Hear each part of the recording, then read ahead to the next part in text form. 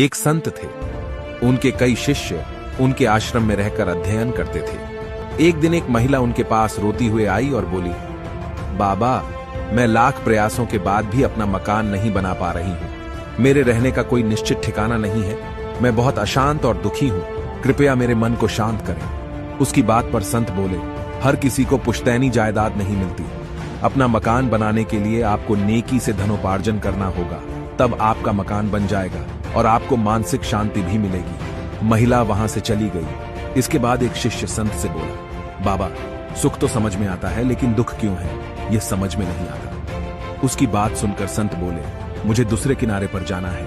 इस बात का जवाब मैं तुम्हें नाव में बैठ कर दूंगा। दोनों नाव में बैठ गए। संत ने एक चप्पू से नाव चलानी शुरू की। एक ही चप्पू से चलाने के कारण नाव गोल गोल घूमने लगी तो शिष्य बोला, बाबा, अगर आप एक ही चप्पू से नाव चलाते रहे तो हम यही भटकते रहेंगे, कभी किनारे पर नहीं पहुंच पाएंगे। उसकी बात सुनकर संत बोले, अरे तुम तो बहुत समझदार हो।